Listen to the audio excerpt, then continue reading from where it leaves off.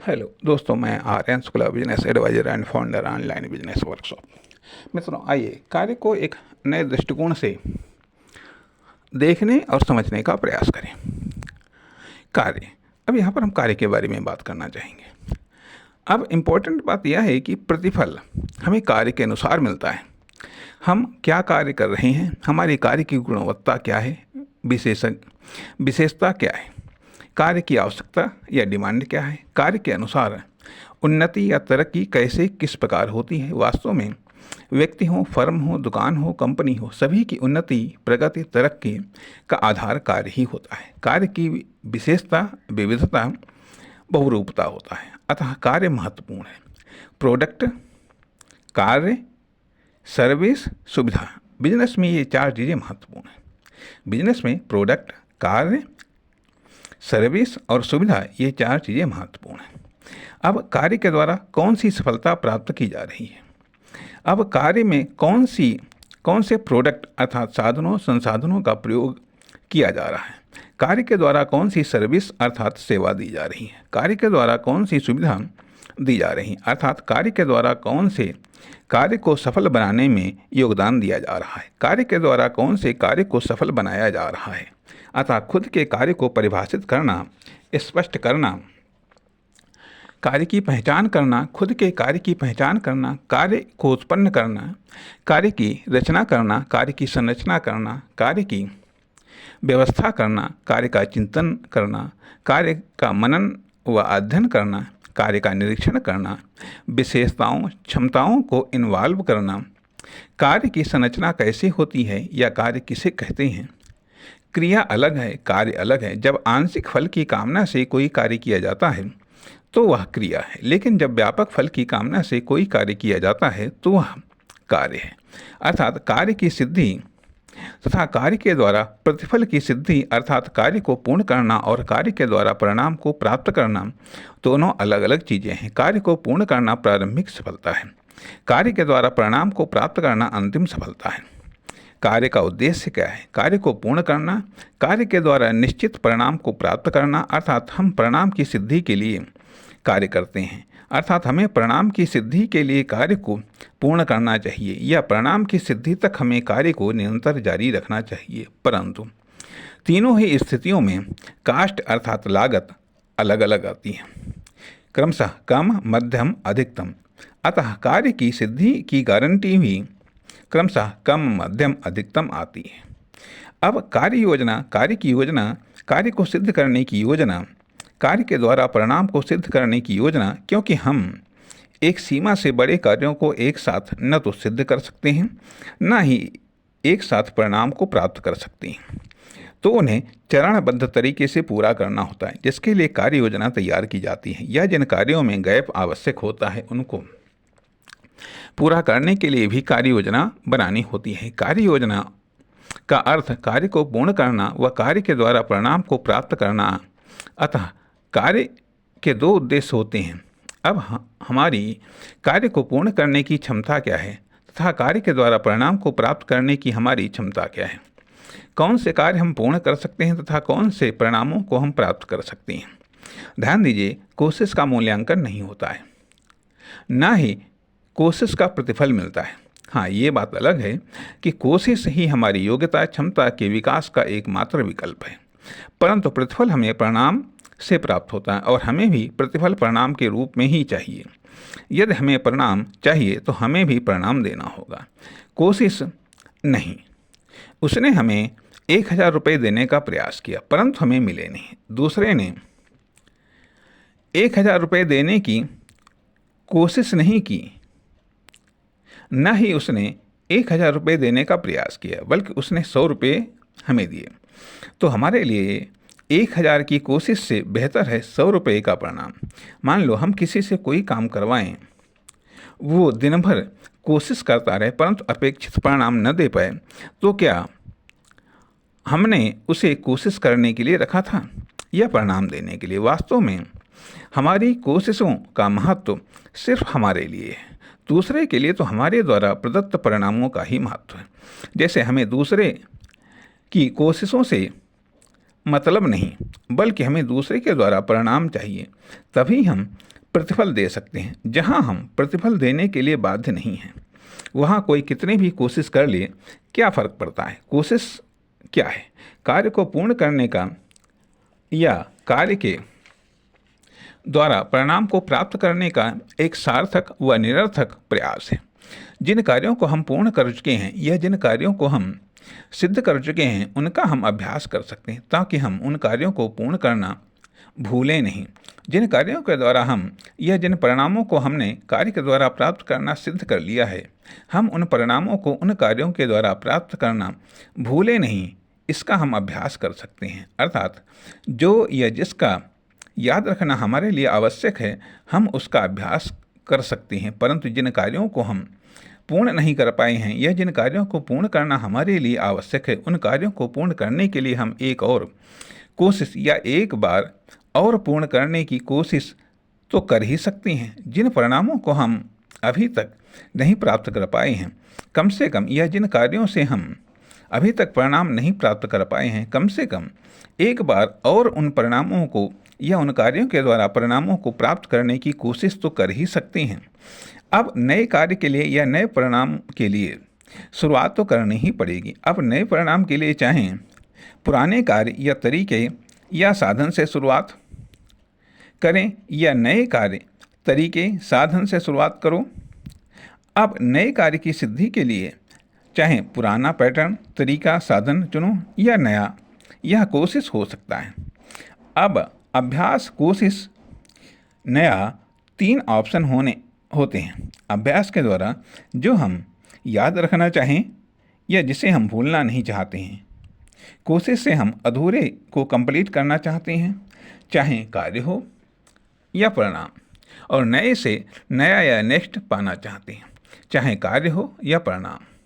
अभ्यास भी हो सकता है, कोशिश भी हो सकता है, जो प्रयोग, परीक्षण, एक्सपेरिमेंट, रिस्क के रूप में हो सकता है।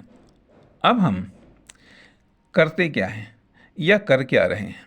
अब ये बात अलग कि हम करना क्या चाहते हैं।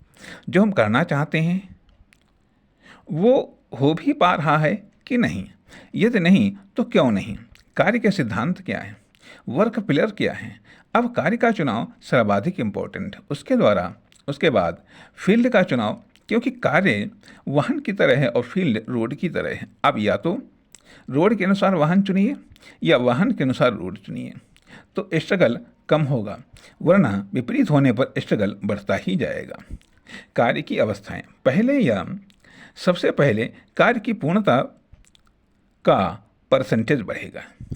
सबसे पहले कार्य की पूर्णता का परसेंटेज बढ़ेगा, फिर अव्यवस्थित पूर्णता से व्यवस्थित पूर्णता का परसेंटेज बढ़ेगा, फिर धीरे धीरे कार्य की अन्य विशेषताओं का परसेंटेज बढ़ेगा, तब परिणाम के परसेंटेज की शुरुआत होगी और धीरे धीरे ये परिणाम का परसेंटेज बढ़ेगा। परंतु यहाँ तक क्या आपके पास धैर्य है? क्या यहाँ तक आप इन्वेस्टमेंट कर सकते हैं?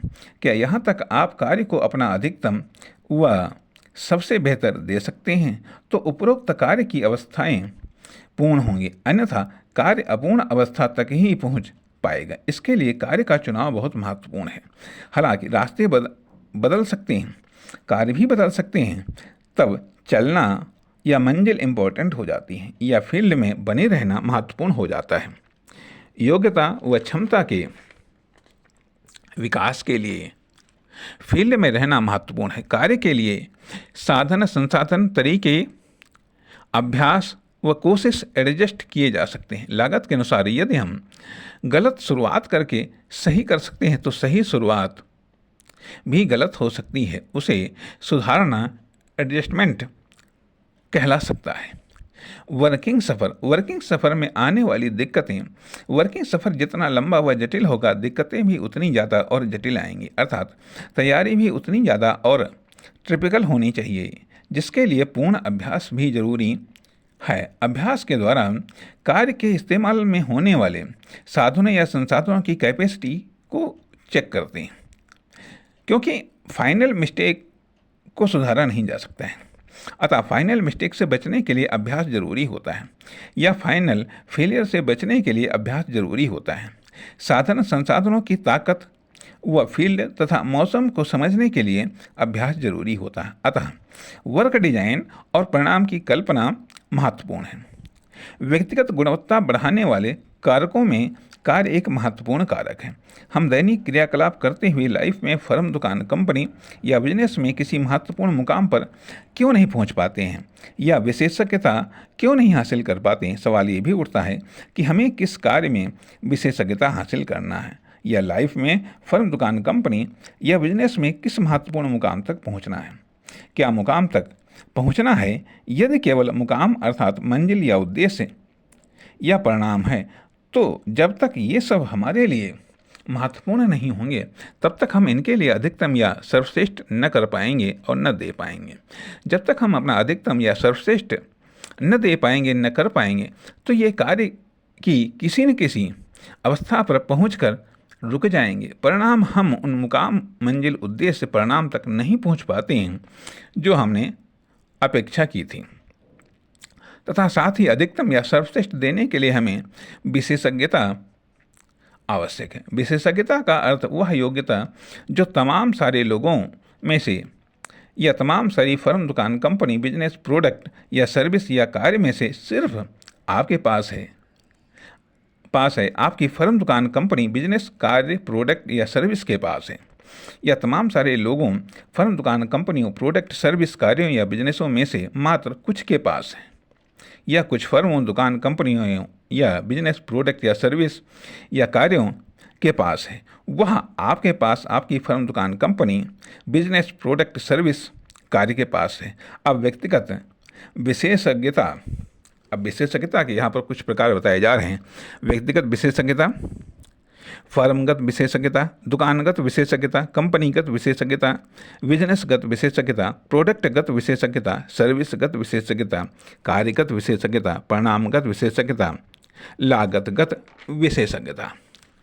अधिकतम का अर्थ है कि अच्छी चीज़ें अधिकतम होनी चाहिए और खराब चीज़ें न्यूनतम होनी चाहिए। सर्वश्रेष्ठ का अर्थ है वह परिणाम जो दुर्लभ हो या जो बहुत मुश्किल से ही सुलभ हो या फिर अकल्पनीय हो। वर्किंग कंपटीशन, व्यक्तिगत इकाइयाँ, फर्म, दुकानें, कंपनियाँ, बिजनेस, प्रोडक्ट, सर्विस, कार्यों, परिणामों, निष्कर्षों, विवेचनाओं, विवादों, समस्याओं, समाधानों, गुड, बेहतर, बेस्ट, सब में कंपटीशन है। सब कार्य कर रहे हैं, सब परिणाम दे रहे हैं, सब परिणामों को प्राप्त कर रहे हैं। फिर कंपटीशन किस में है? कंपटीशन कार्य में नहीं है, गुड में नहीं है, कंपटीशन बेहतर और बेस्ट में है। आप व्यक्ति, फर्म, दुकान, कंपनी, बिजनेस, प्रोडक्ट, सर्विस या कार्य के रूप में क्या कार्य करते हैं, कहाँ करते हैं या कहाँ करते हैं फर्क नहीं पड़ता। लेकिन जब हमें एक ऑप्शन से दूसरा ऑप्शन चाहिए तो वह पहले से बेहतर या बेस्ट हो। अतः जब हमारे पास चॉइस चुनने का विकल्प होता है तो हम एक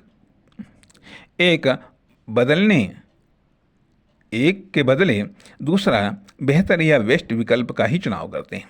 लाइफ में भी, बिजनेस में भी। परंतु यदि कंपटीशन नहीं है तो जो है उसी में अच्छा या बेहतर या बेस्ट या सुटेबल अर्थात जो हमारे लिए सही हो सकता है उसे ही चुनते हैं। अर्थात एक में हमें चुनने का ऑफर दिया जाता है, दूसरे में हम चुनने के लिए विवश होते हैं। शॉर्टेज या लाइसेंसिंग प्रणाली में कंपटीशन नहीं होता है, यह लिमिटेड या आंशिक कंपटीशन होता है। जैसे वर्तमान में टेलीकॉम इंडस्ट्री या पेट्रोलियम इंडस्ट्री में लिमिटेड कंपटीशन है, अर्थात कहीं पर हम केवल ऑप्शन बनकर या देकर सफलता को प्राप्त कर सकते हैं और कहीं पर हमें बेहतर ऑप्शन बनना या देना पड़ता है तथा कहीं पर हमें वेस्ट ऑप्शन बनना या देना पड़ता है। लाइफ में भी, बिजनेस में भी। एक व्यक्ति, फर्म, दुकान, कंपनी, बिजनेस, प्रोडक्ट, सर्विस, कार्य या बिजनेस के रूप में। अतः यदि ये कहा जाए कि केवल विशेषज्ञता से ही सफलता हासिल होती है तो ये पूर्णतः सत्य नहीं है। क्या कभी सामान्य जानकारी भी सफलता दिला सकती है? कभी कभी सामान्य जानकारी भी सफलता दिला देती है। अतः अधिकतम सफलता के लिए सामान्य से लेकर विशेषज्ञता तक जरूरी है ताकि हम कंपटीशन व नॉन कंपटीशन दोनों ही स्थितियों का लाभ उठा सकें। नमस्कार, धन्यवाद।